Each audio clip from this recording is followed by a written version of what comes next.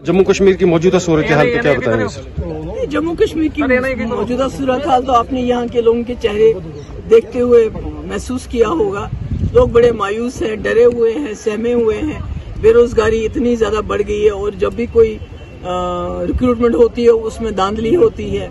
महंगाई सर चढ़ के बोल रही है, ऊपर से property tax, anti encroachment drive, यानी कि वो कोई मुसीबत नहीं है जो जम्मू कश्मीर के लोगों के ऊपर इस वक्त 2019 के बाद शुरू नहीं हुई, जो बीजेपी सरकार नहीं डाल रही है। तो हालात बहुत खराब है, अच्छे नहीं। तो इस पूरे सिलसिले को कैसे निकालेंगे आप? मतलब आप हमेशा आपकी स्टेटमेंट्स हैं कि इस पूरे सिलसिले को हम निकालेंगे, तो क्या रहेगी आपकी देखिए, मुझे एक ही उम्मीद नजर आ रही है कि जो हमारे साथ हो रहा था, जिस तरह हमको यहाँ पकड़ पकड़ के जेल में डाला जाता था, बड़े बड़े लीडरों को भी जेल में डाला गया, तो मुल्क की जो अपोजिशन की लीडरशिप थी वो ये बात समझ नहीं पा रही थी।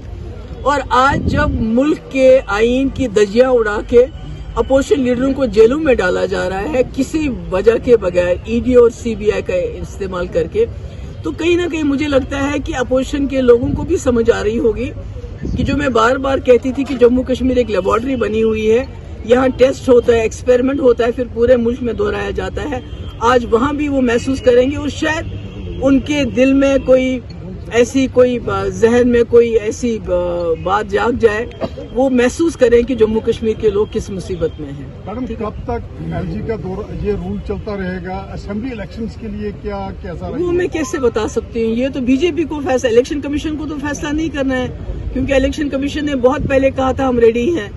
ये तो बीजेपी फैसला करेगी। जब उनको लगेगा कि सारा यहाँ मामला उनके हिसाब से ठीक हुआ है तो इलेक्शन, जैसे वो लोगों को बेवकूफ बनाते हैं, हम जी जम्मू का हिंदू चीफ मिनिस्टर देंगे, गवर्नर तो दिया नहीं जम्मू का।